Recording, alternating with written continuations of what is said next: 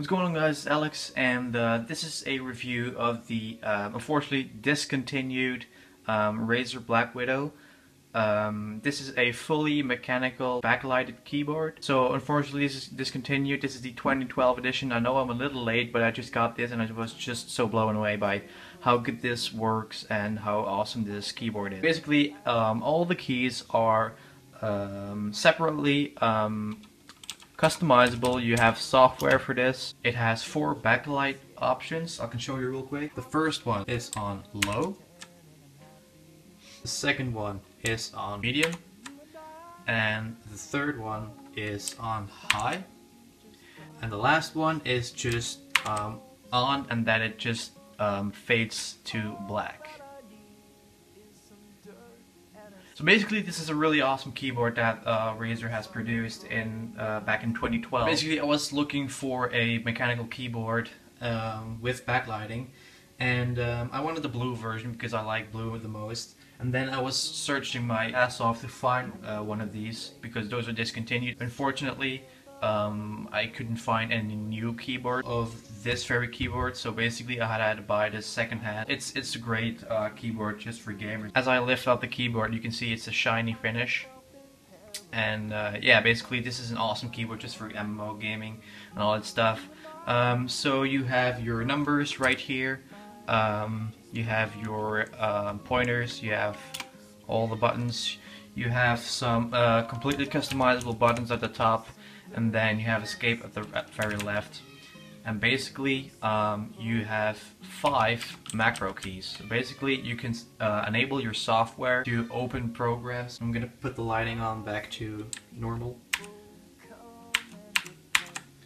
So basically at the very left you have 5 customizable macro keys. So for an example, like you just want to open Skype just with this button, you just configure it in your software, your Razer Synapse, and then you can automatically just press this button and it opens whatever you want. Another thing that Razer did with this keyboard, I'm going to unplug it for a second, and another thing that Razer did with this keyboard has 2 USB connectors. So basically there's some confusion around this. What this is made for is one is for the keyboard itself to work, and then the other one is just for the light. And then another thing on the cable is just your normal headphone and microphone jack. I'm gonna plug this in for a second. Alright, so another thing that a lot of people are wondering is how the keys sound. So basically I'm gonna show you some pictures of this keyboard in high definition, and then I'm gonna do a sound test so you can exactly hear how the keys sound. So basically I'm just gonna do that real quick, and then we'll just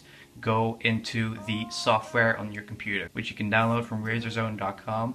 You just click your any keyboard you have, and then just click below drivers, and then you can download it right away.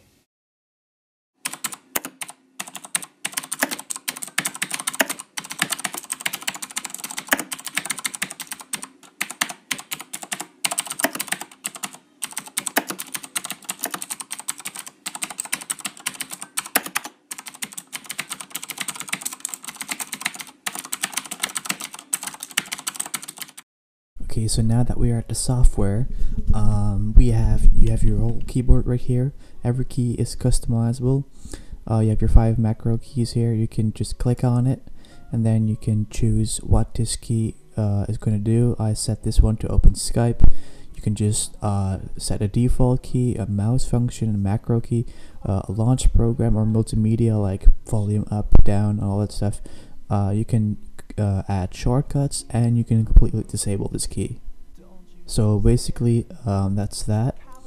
And then you can make profiles to save your presets and everything, and yeah, that's pretty cool. The next thing is lighting.